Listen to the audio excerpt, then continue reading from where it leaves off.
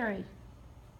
Hi, my name is Kaili Wells. I'm going to be talking about therapy dogs, just what they are, where they're used, the benefits, requirements, qualifications that all kind of go into a dog becoming one.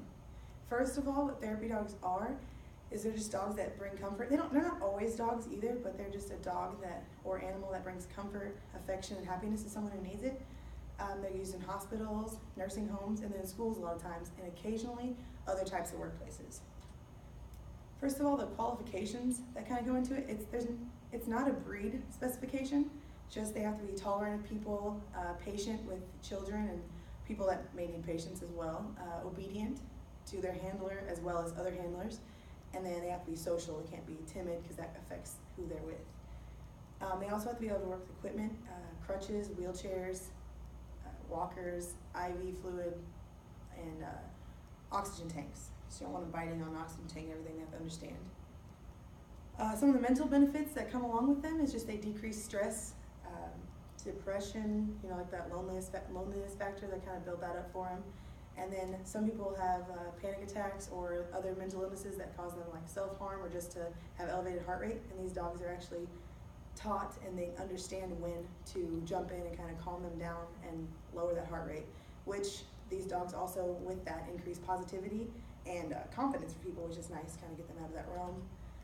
They also have physical benefits for people. They lower blood pressure, lower heart rate, and then just other stress hormones that kind of come into all that. They increase motor skills, balance, just because that positivity and everything kind of keep people up. And then other physical skills, if people, some people it takes more energy for them to do physical activities. These dogs kind of boost that confidence and everything for them to be able to get through the day and just push through that extra mile and everything. Specific settings, going back to the previous slides, hospitals. In hospitals, they're used before surgery, after surgery, just like to calm people down. When people are awaiting a diagnosis, they kind of just have it to where they can focus on something else. They don't get all stressed out about other things. Nursing homes are really big because a lot of people can't visit their parent or grandparent all the time because they have their own lives going on and extracurriculars with school and just work things going on. So it's nice to have the dogs there. They just come in and help that person feel comfortable and loved, even though, because some people can't do that 24/7 or as much as needed. Schools is a really big one as well. A lot of elementary schools, middle schools, and sometimes high schools, teachers will have these dogs just to kind of calm down students or to keep them in like that safe learning environment and it can feel more comfortable. In high school or in colleges, they have programs where they'll bring in dogs around finals week a lot of the time, where students can come in and just play with them and just kind of let the stress of finals go away for a few minutes just in between study sessions and everything or tests. One of the new programs I learned about was Read to a Dog program, which is a picture right there if you kind of get a feel for it. Some kids have trouble reading in front of others and they just struggle with that. So having these dogs around, dogs are less judgmental and like in the picture they'll just kind of lay there, making the kid feel more comfortable and not judged in any way.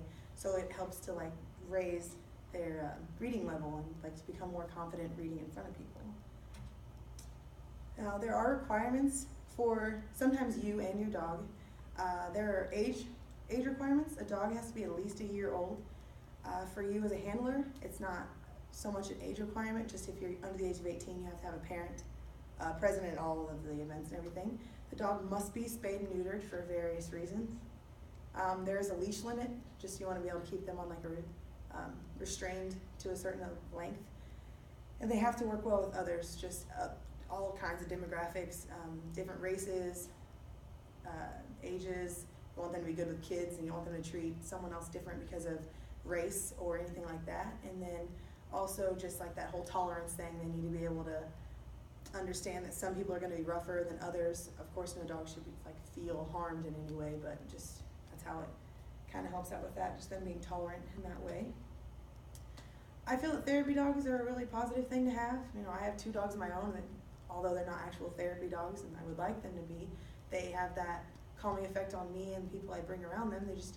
Dogs just kind of lift you up when you need it and they understand that when you're down they need to lift you up, and just the presence can be more helpful whether you suffer from any kind of stress or depression or anything. Even like with me with school or military veterans, everything come back with PTSD. It's just these dogs are there and understand that they need to kind of come in and calm you down, and I feel like the benefits are really helpful, and there's not really too many cases of anything where a dog was not helpful in these things. So I feel like these programs are worth it.